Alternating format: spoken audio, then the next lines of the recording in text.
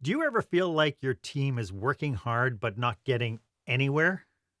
Meetings are unproductive, deadlines are slipping, and creative endeavors seem to be a distant memory.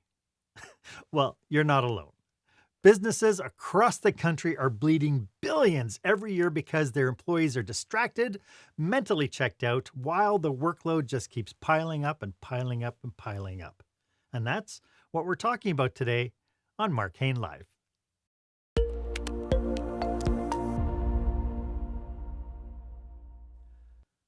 Welcome to this episode of Marc Haine Live. This is where small business owners and entrepreneurs pick up core skill sets to create the show-stopping, jaw-dropping experience that your customers and your employees deserve.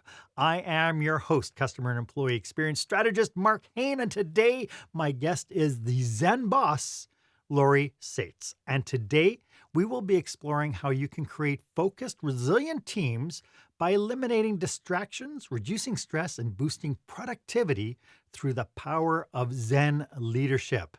Does that sound a little woo-hoo for you? Stick around, because it's going to be a very valuable episode. If you're a leader, manager, or business owner, you know what it's like to feel like you're constantly spinning plates. Your team's working hard, but something is just off. Meetings drag on, projects seem to hit roadblocks, and honestly, there are more frustrations than forward movement.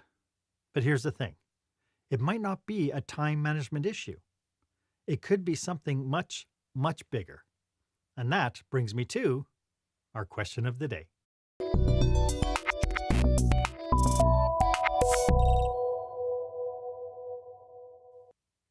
So, are your employees mentally distracted, unable to focus on tasks that matter, and it's showing up really in your day-to-day bottom line? I'd love to hear your stories. Go ahead and share your experience on social media.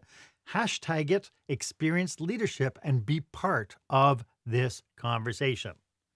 As I mentioned, my guest today is Zen boss Lori Saitz. She's not just any expert in workplace well-being.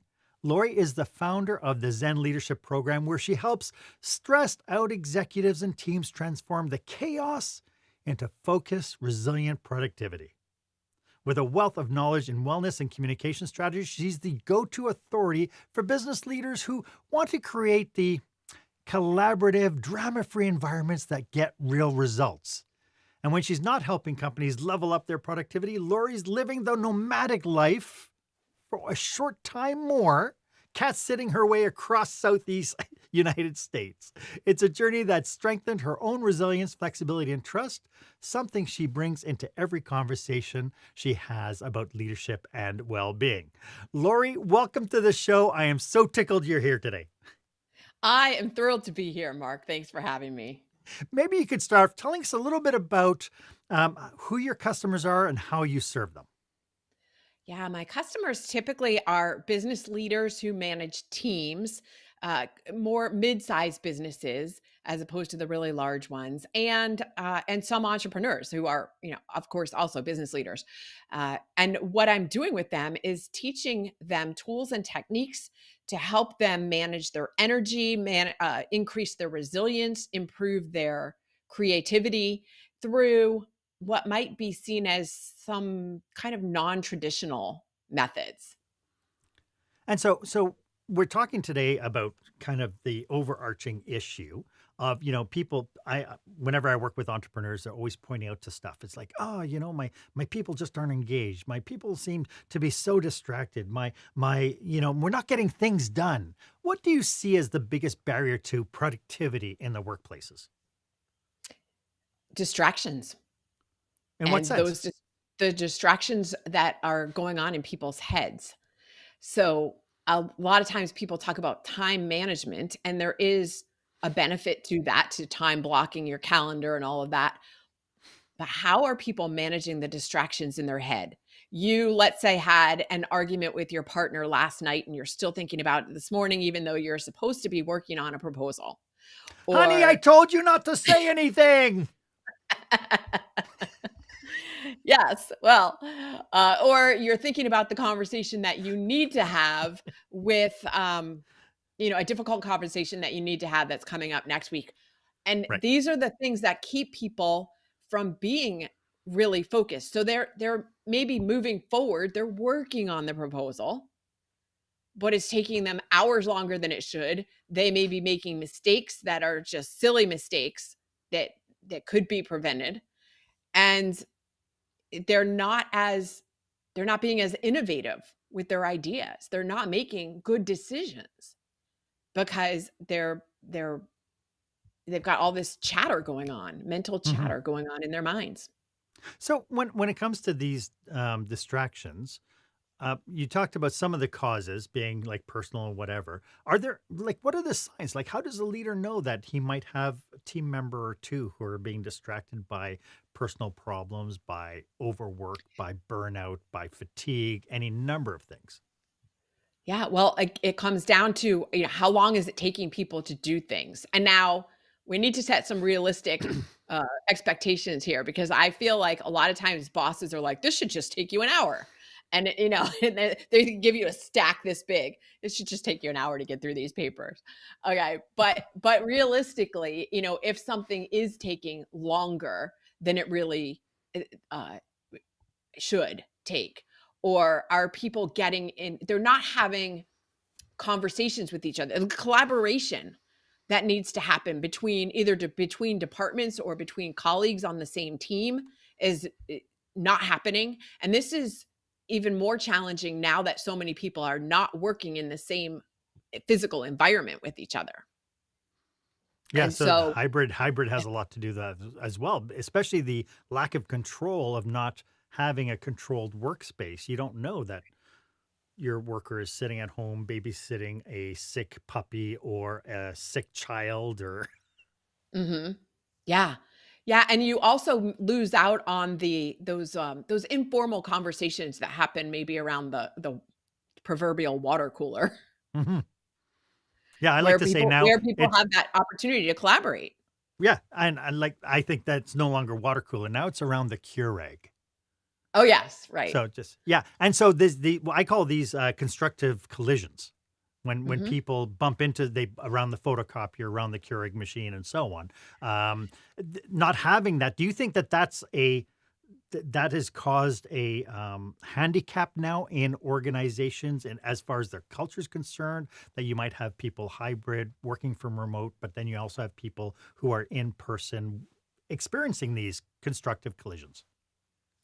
Yeah, and I know that this is not the most popular, position right now when people are being, quote, unquote, "forced back to work in the office," and Mhm. I'm not saying that everybody should be back in the office 5 days a week for, 8 or 10 hours a day. However, I think there is, we are losing touch because humans are still wired to connect interpersonally. And when we don't have that interpersonal connection, we're not seeing each other face to face. The energy is different, the collaboration is different, the conversations are different, the everything is different, and it makes it much more difficult. Mhm. So I know that in your notes you mentioned that businesses across America are losing up to like $650 billion a year to due to distracted employees. Is this one of the Mhm. drivers? Is this one of the is that one of the drivers for this loss that we're seeing? Yeah, it is one of the drivers. I think the biggest driver of all of them is this. Uh-huh. Yep. Honey, you were right. It because we are connected to it almost 24/7, and it is designed, if you read some of the I don't know if it's research papers, the people who designed them deliberately designed them to be distracting. Yes. All of the apps are designed to keep your attention, to keep you online, to keep you scrolling. And what it does is it trains your brain to be distracted. Like literally rewires your brain to be distracted. And the job for people now, the responsibility for managers, and not just for managers, but for each individual member of the team. I think it's partly a responsibility of managers to bring the tools and techniques to their team to help them. And then it is the job of each individual to implement those tools and techniques to take back control of your brain. It's like you're being taken over by some kind of alien, and it is your job to take back the control of your brain and again, to rewire it. Like, think about when you're out walking, you've seen pads worn in the grass, right? Like, Mhm. there may be a sidewalk, but then there's a dirt path that was a faster way to get there. And people have just worn that path. Well, that's what happens in your brain. You're rewiring the connections in your brain. And so you need to rewire, like, take back control and rewire it to your satisfaction instead of letting, and I'm going to pick on social media companies, but it doesn't have to be just them. Whatever is on your phone is rewiring your brain. Um, take back the control Yeah. and So, I rewire mean, it to a way that works for you. to your point, I've seen that there's all sorts of scientific studies about dopamine and how we get these hits of dopamine whenever we do anything, play video games, get Yeah. onto social media, and so on. But we're also seeing now that mental health and wellness is deteriorating at an exponential rate because of the information that people are getting. And when you think about how social media is structured, that you really only get the information that interests you. Yeah. It creates almost like this bubble of information that is supporting and detracting from your mental wellness. It's supporting the dopamine, but subtracting from mental wellness. And so, how do we overcome that in our workplace? Because email is the same kind of Yeah. situation. It's the same kind of stigma behind that. So, how do we overcome that in the workplace? One of the easiest, I'll say easiest, but also could be for some people the most difficult thing to do is turn off your notifications. Like, Mm, you're gonna know that you have email, but your phone does not need to be dinging every 3 seconds. That is, I mean, it's very distracting, and it's not necessary. mhm. Like, you don't have to be, and because every time you hear it, your brain's like, "Oh, let me look. Oh, let me look." And you get pulled away from the project and task at hand. And now this is another reason why it takes 10 times longer, because every time an email pops up, it makes a sound.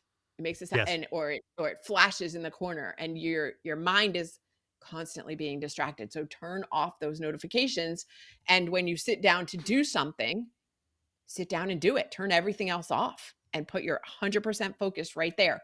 And then when you're done, or when you're taking a break, you can go check email. You can go check your social posts, whatever.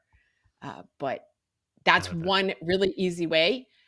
And it's easy, and it's also really hard because people are so addicted. I mean, it is an addiction Yeah. to get Well, that dopamine hit, get the dopamine hit.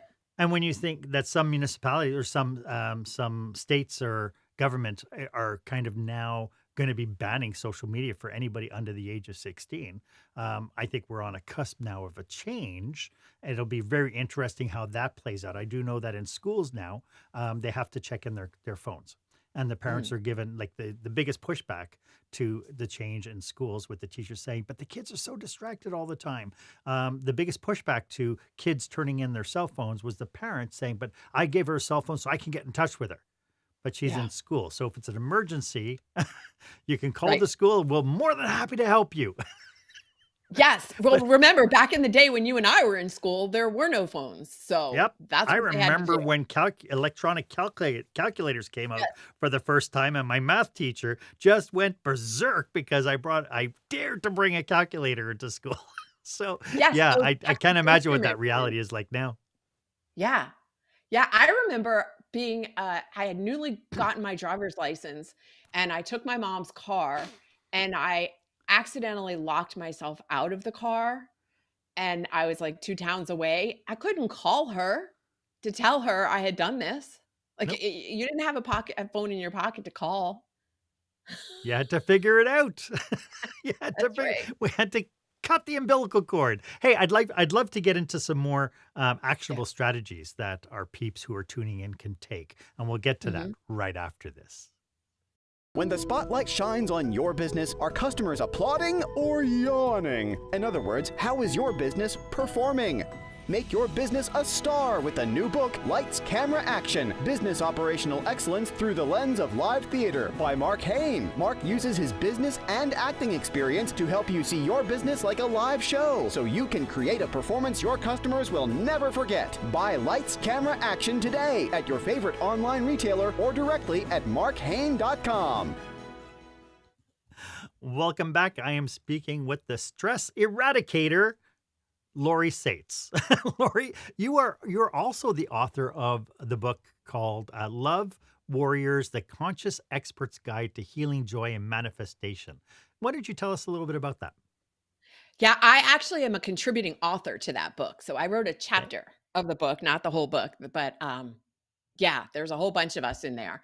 And what I wrote about in that book was 2 years ago, in August of 2022, I took a month-long road trip sabbatical with my 19-year-old cat because I had reached, even though I am the one that's teaching other people how to manage stress, I had kind of reached a stage where I was losing touch with gratitude. I was feeling very stressed and burned out, and I was working all the time, but not getting the results I would have liked to see. And so I decided to just take an entire month off and not work at all. And yeah, Panther and I went on a road trip. And what I learned on that trip that's related to business is that we have to learn how to relax and give ourselves space. So I since created a downloadable PDF called 5 Easy Ways to Start Living a Sabbatical Life. And the subtitle is Without Having to Take a month or a week or a year long sabbatical, and Mm. to live this way every single day. And what this involves, one of the strategies for that is to put your phone down. You know, we have to plug the phone is not always if you're using your phone all day and you don't plug it in at the end of the day, in the morning, the battery's going to be at zero. Right. And we are the same way. So it's a matter of putting things down and taking time to recharge our own batteries. And what does that look like? That looks like a different thing for everybody. For somebody, it might be going out on a run. For somebody else, it might be gardening. For someone else, it might be playing with their kids. But whatever it is, I can pretty much guarantee it does not involve electronics. Well, yeah, I do. I'm playing a lot now. My big hobby now is electronics, like sound equipment and engineering and that sort of stuff. So for me, it does kind of sort of Okay. involve All electronics. right. Thanks for proving me wrong. you, you've mentioned that some of the highest performing business leaders in the world use certain practices to sharpen their skills. Now we've mentioned this idea of turning off the big device. That is a huge distraction. What else can people do to kind of sharpen their skills to become more present as opposed to more distracted? Yeah, what those highest performing business leaders are doing is they are practicing meditation. And a lot of people push back on that term of meditation, like, oh, well, I'm not good at that, or because I can't get rid of the thoughts in my head, or I don't have an hour a day to sit and meditate. And the thing is, those are a lot of myths. There are a lot of myths and misconceptions around what meditation is. But for those people who still don't like the term meditation because it just makes them feel uneasy, let's go with grounding exercises or calming exercises. It could be as simple as taking 3 minutes. Andrew Huberman has done some research that shows as few as 3 minutes a day has tremendous beneficial effects and benefits on the brain and the nervous system and the whole body. And so taking 3 minutes to breathe. Now let's talk about breathing because I know everybody who's listening to this is like, yeah, I know how to breathe. I'm breathing right now. But are you really breathing deeply into your abdomen, all the way down into your abdomen? If you put a hand on your abdomen and another hand on your chest, most people are breathing very shallowly because we are live in a state of constant stress, and that's how we breathe when we're stressed. But if you take in a super deep breath, like all the way down into your abdomen and feel it going down there, and then hold it for a couple seconds, and then just let it go. You can feel your shoulders relax, your neck relax. Do some of those breathing exercise, breathing just like that. There's nothing special here. uh, for 3 minutes, even 90 seconds, but 3 minutes. It's a great exercise. It's a great way to start a meeting. You don't have to necessarily go for 3 minutes, because 3 minutes actually feels kind of long.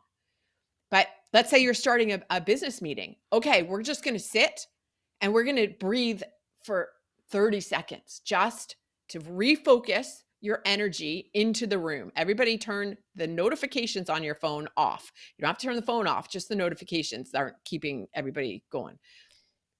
And practice some breathing. And then another great exercise to start a meeting. What good thing is happening right now? You know, we are so programmed to be focused on what's not going right.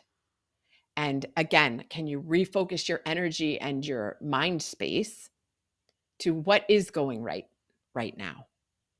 I love that because it's okay. Aside from the breathing, which is step number one, the second part is this idea of gratitude, of being Mhm. able to say, hey, this is what's going. I'm not going to harp on the stuff that I know is a challenge, but I'm going to be thankful for what is going right or something that I can celebrate. Yeah. Now, we're not saying ignore and be Pollyanna and say, oh, no, nothing's going wrong. And, there's a dumpster fire happening behind you. Nothing to see here. That's not what we're saying. We're saying find the good, find the gratitude in every situation. Because if you will, you will always find what you're looking for. I like that. Yeah. Yeah. Yeah. And I just So want to step back. Oh, go ahead. how do leaders, like, it's one thing because what you've said so far is really self-driven. Somebody's turning around saying, I want to be more mindful. I want to take the 3 minutes. I want to take 3 minutes to breathe. I want to be have more gratitude for the stuff that is going well. Dan Sullivan wrote the book, The Gain and the Gap, where he Yep. talks about that we're always looking at everything we don't have, but we fail to look backwards at everything we've achieved. So Yes. being able to have this gratitude is really great. But this is, again, something that you do for yourself. How can leaders kind of take on their leadership role to create a culture where this is celebrated and reinforced? First thing is to practice these things as individuals, to be a leader, to be a role model, and to let people know that this is what you're doing so that they can see that it's okay to do it. Going back to the question you asked a little bit earlier about the top performing business leaders, they all Mm, practice meditation, and all a large majority of them, and they talk about it. We're talking about people like Bill Ford, chairman of Ford Motor Company, Ariana Huffington, who was the founder of Huffington Post. Um, what's his name? Virgin Atlantic, Richard Branson, mhm. and Ray Dalio. I always love bringing up Ray Dalio because he's like an OG on Wall Street. And Wall Street is about, in my mind, as far as you way from woo woo as you can get. And yet he talks a lot about how he attributes much of his success to his meditation practice. Now, that doesn't mean he sits there on the couch for hours at a day. Yeah, right. Visualizing money, bags of money falling from the sky. But what it's doing is preparing his mind, and again, rewiring his brain for success so that he can make better decisions. He can be more open and logical and think from a place of clarity instead of all the circuits are firing all crazy.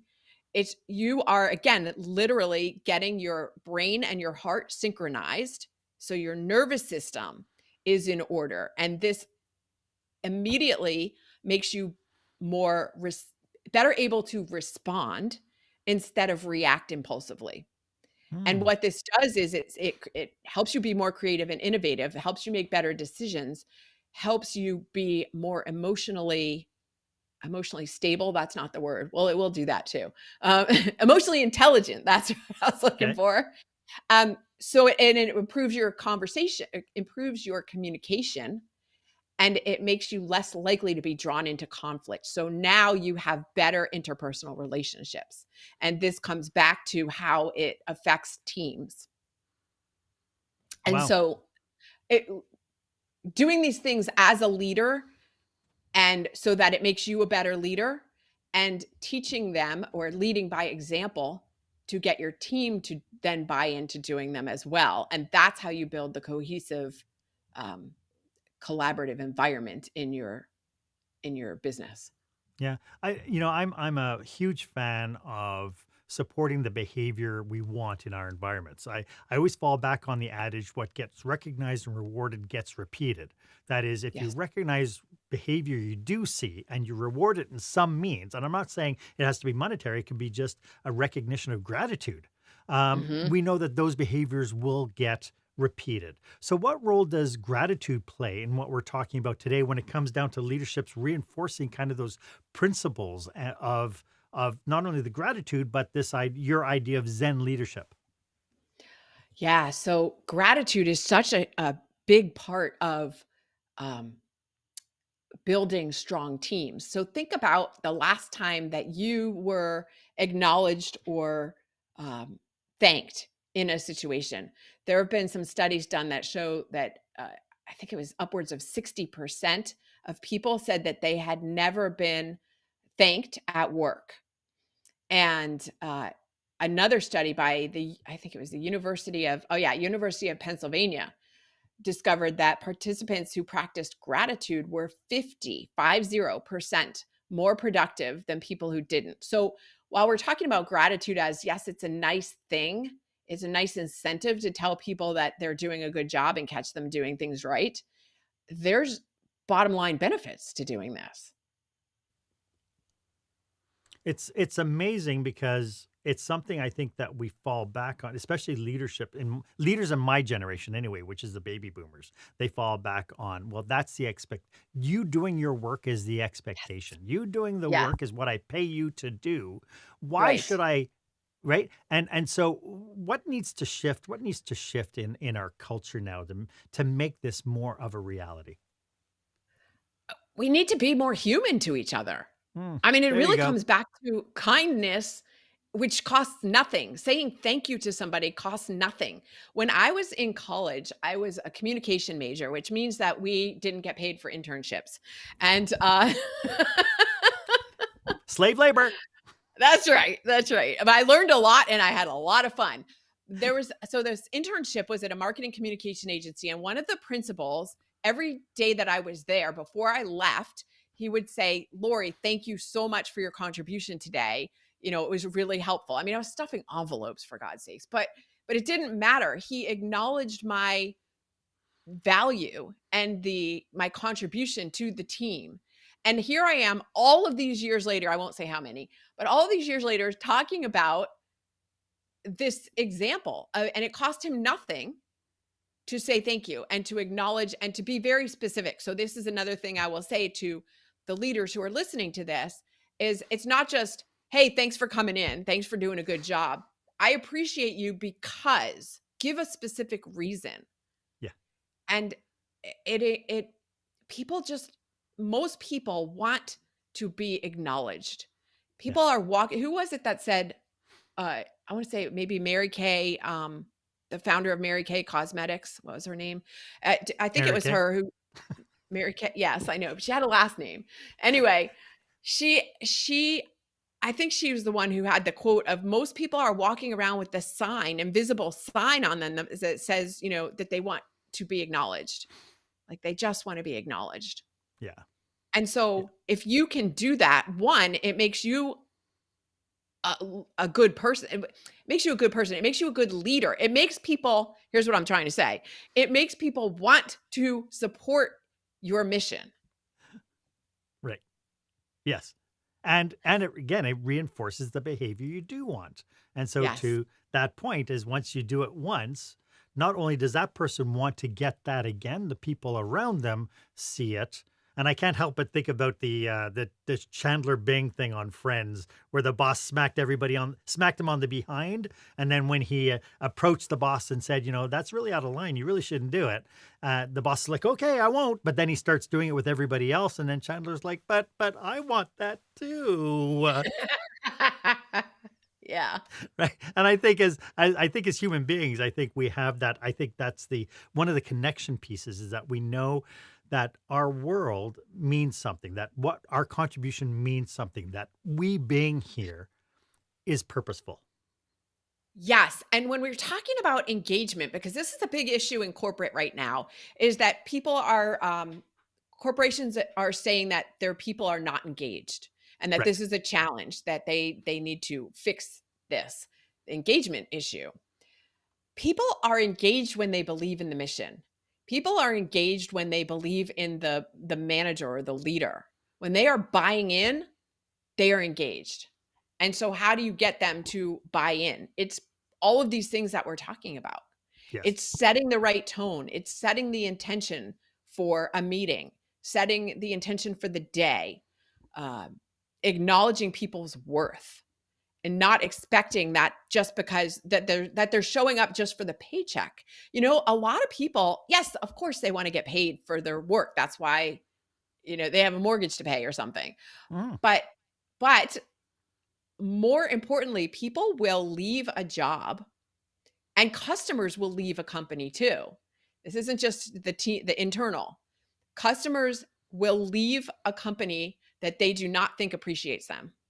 yes. Yeah. And this is why, any customer facing industry is always looking at how do we build customer loyalty? Like they put all these strategies together to try to create that. Social media is all about reaching out and telling stories and connection posts and so on to make that happen. So this Yeah. becomes the strategic focus when it's trying to attract customers. Would it be fair to say that those are the same strategies we need in order to attract our employees? 100%. And taking care of people, teams or leaders who take care of their people, those people then take care of their customers. And the opposite is true too. Yeah, So, absolutely, absolutely. Hey, this is just really fascinating, Lori. Could you just tell everybody if this is resonating for them? Can you tell them how they can get in touch with you? yeah, my company is called Zen Rabbit, Zen, rabbit like a bunny, Zen Rabbit, zenrabbit.com is the best place to find me. And you can find links to my social, like I'm always on LinkedIn. You can find links to that on the website. Lovely. Yeah. We've talked about so much today. I'd love to get into some pitfalls and cautionaries to watch out for as maybe leaders want to start implementing some of these ideas in their workplace, and we'll get to that right after this. When you're delivering an important speech to a huge audience, it's easy to lose your place or go way over time. Give yourself an advantage with the Pro Speaker Presentation Speech Timer app. No more checking your watch or calling for time. The Pro Speaker Presentation Speech Timer app keeps you on track with easy-to-see timers, even changing color for visual prompts during your speech. And you can set audio cues to practice or set it to vibrate so you don't even have to look. Be the pro you know you are. Download the app at speakerpresentationtimer.com. Welcome back. I hope you are getting tons of value from today's episode. As you can tell, Lori and I are on a mission to support businesses just like yours. So if you belong to an organization that could use our help, or you or someone you know might be planning a leadership retreat or a conference, drop us a line. We'd love to explore how we could be of service to you and your people. Our contact information is in the show notes, so don't be afraid to reach out. Lori, what's one simple technique just to get the ball rolling that a leader can start using today to help their team regain the focus when distractions are creeping in? Yeah. I think that we talked about a couple of them already. Mhm. And I think the easiest thing for people to, when they hear, oh, start a meeting this way. Oh, breathing exercise. Oh, put down my phone or turn off the notifications. That just seems too easy. Like, again, as humans, we want to overcomplicate everything. Can you give me something that has 17 steps so I can skip the first four and then tell you it doesn't work? What, I think the biggest challenge is just doing the thing. Like, yes, it is that easy. And yes, you will see tremendous benefits just from those simple things. So, my encouragement, my invitation is to take one of those actions. You don't have to do all of them right away. Mhm. Take one and do it for the next 7 days and see how you feel. See how it feels to wake up in the morning. We didn't talk about this one, to wake up in the morning and not immediately touch your phone. take 3 minutes to do the breathing. And during those, while you're breathing, think about how you would like to feel today. How would you like to feel? How would you like to go through your day instead of immediately jumping out of bed and going, oh my God, I got to check all my emails. I got to respond to this. I got to do that. I got to remember to make this list. That is not the way to start. That is the worst way to start your day. And yet it's the way most people start their day. Can you give yourself 3 minutes, 3 to 5 minutes of space to set your tone, set the tone for your day? Again, being intentional about this. And you know, what you've just outlined works just as well when you have your pre-shift meeting at the Yes. beginning of the day to turn around and just do a quick round robin with your team and say, how do you want to feel today? Yes. Right? Yes. And this is how you bring the things that you are learning in, let's say, personal development to your team so that it becomes then professional development. hmm Well, and I'm a firm believer. What people say, they believe. And so when somebody turns around and says, today I want to stay optimistic and open to whatever's going to happen, it's really hard to then fall back onto the negativity side when you started your day with this vision of how you want to react to the challenges coming up in the day. Yeah, it is harder to fall back on that. Yeah. I Yeah. mean, of course, chaos is still going to come in, Yep. but And you're going to people will fall find, back, but it's harder. yes, you're going to find that it becomes easier and easier. The more you practice it, the Mhm. more easier, the more easier it becomes. The much more easiestly it becomes. Yeah. Yeah. Are there any cautionaries or pitfalls that we should be watching out for as leaders want to kind of incorporate some of what we've talked about today into their corporate culture? What are some of the things we should be cautious of? I think the thing we should be cautious of is not doing it. What Mm, happens if you don't? right. That's the question. Yeah. Like, it's Well, not, what do I do? We just talked about some of the things you can do, and there are many more that I teach in my Zen leadership workshop. yeah. But the question is, what if you don't? Yeah. What happens? Now, I mean, I'm a big fan of failing forward. I think that we learn more by failing, by doing and failing rather than doing and succeeding. Um, when it comes down to this idea of leaders being afraid of something when they think about implementing that, what would that fear be? What are the Yeah. Okay. excuses why people won't do something like this? Because people fear that expressing gratitude or showing vulnerability, which is what humans are wired to do as well, it makes them weak, makes them look weak. And so I hear this a lot. Well, if I tell people I appreciate them, they're going to take advantage of me. They're going to, yeah. But we've already covered all the reasons why that's not really true. Yeah. And that they'll seem weak. Yeah. And again, expressing vulnerability. So a lot of people maybe, a leader might say, okay, I'm going to do this. I'm going to start practicing some 3-minute breathing exercises in the morning before I get out of bed, but I'm not going to tell anybody because that's going to make me vulnerable. And nobody wants to be seen as vulnerable because they equate vulnerability with weakness. And Right. yet there have been studies that show that team members and people in general look more favorably upon people who are vulnerable. They Mhm. see them as more human and more relatable. And yet those same people are reluctant to be vulnerable themselves because they think it makes them look weak. It's an odd circle. It is. I think some of the deepest conversations I've had with my bosses when I was working in businesses was when I sat down with one of my bosses who was having a really terrible day and he needed somebody to talk to.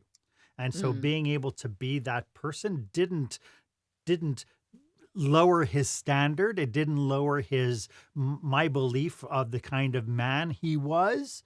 In fact, the fact that he said, "Hey, I just need somebody just to listen to what I have to say because I'm super frustrated and there's nobody I can talk with, and I trust you. Can we sit down for 10 minutes?" yeah. Right? To me was so Yeah. powerful. It was so Right. powerful. And from that point on, it was like the trust level got so high because if you're willing to be like that with me, Now I'm more willing to be like that with you. Right. Yes, exactly. He built Hmm. a bridge between two humans. Yeah. Yeah.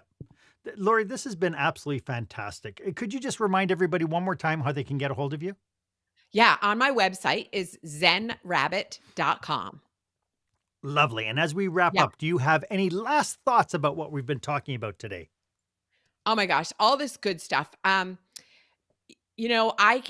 have a program called Staying Calm in Chaos, which is a digital program. So sometimes people don't want to bring me in to do a full workshop. But the digital Staying Calm in Chaos is a little more easily accessible. And Okay. my challenge for listeners is to take one of the tools, challenge, invitation. I like that word better.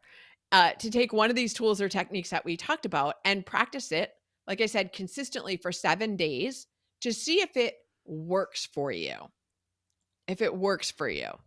And if it doesn't, after 7 days, you get two choices. You can, one, either say, all right, it doesn't work for me and walk away, or you can take another 7 days and see if it settles in Hmm. after another 7 days. I know the whole creating a habit takes 21, whatever it takes, however many days. That's not what we're doing here. We're just practicing consistently. That's the big key, consistency. Because doing Is it it? once today and once maybe a year from now, that's not gonna give you results. Yeah. We are programmed over our lifetime. So is it logical that doing something for 7 days would make a transformational change that we're hoping to make? It's the start of it. So all of the things that we talked about today are will give you immediate results. That breathing, that 3-minute breathing, you will immediately feel more relaxed. You will immediately be able to make better decisions. You will be able to respond to a situation instead of react impulsively immediately. And over time, as you continue to practice that, you will see cumulative results. Gotcha. Gotcha. So the 7 days is really just to get you into to feeling, to evaluate it, being able to evaluate, how do I feel? Yeah. So where does journaling come in? Like I know we're just wrapping up and now I'm introducing a brand new topic. But this idea of to start today with a 3-minute practice and then come back next Wednesday and say how do I feel? How do you compare that? Because you have to be intentional on how you feel right now and then you have to Mhm. be intentional on how you feel then. Yeah. So So pay journaling is attention to that. that the secret behind Uh, that or what? Sure, you could I'm laughing because people are always telling me to journal and I'm like, God, I'm not gonna journal. I don't want to write. I don't want to sit here and I write don't nothing. Yeah, I feel like it's a chore. So I'm Yeah, not inviting people to do anything like keep a gratitude journal if it feels like a chore, because that's not what we're looking to do here. So yes, if you feel like you want to track, and I know Dan, not Dan, Dan, what did you say? Dan I was gonna Sullivan? say Dan Sullivan. I was gonna say Dan Kennedy. I knew that wasn't right. Dan Sullivan, what you track improves. Y Yeah, I get it. Yeah, so you could keep a journal. You could just write down, "How do I feel today on a scale of 1 to 10? What's my stress level?" And keep track of it, and then go, a week from now and say, "How do I feel overall?" I mean overall, because moment to moment, that could change. You could still be sure. super stressed in this moment, but how are you handling it? Can you see yourself handling things a little bit better? Love that. Love that. Lori, this has been so fantastic. Thank you so much for doing this. I really appreciate you being here and sharing your knowledge and your passion and your expertise. This has been absolutely fantastic. Thank you for doing this with us. Thank you so much for inviting me, Mark. This was fun. It's a lot, and I knew it would be. I knew for some reason I knew it would be a lot of fun. So thank you again. If you have questions about today's episode or you'd like to have a complimentary 30-minute brainstorming session with you and your team, feel free to book yourself on my online calendar. The link is below. It's the one that's marked meetwith.markhaine.com. www.unwellness.com. As always, I am at your service. And if you haven't done so yet, why don't you make sure you're subscribed to this podcast and follow me on social media? We post all sorts of really great, interesting things 3 times, 4 times a week, and you get first dibs at picking my brain through social media. I know it's a distraction, but you can plan time. It's okay. It'll be fine. I promise. Thank you again for joining me today. My name is Marc Haine. I hope you stay safe, stay healthy, and I hope you dare to be the exception.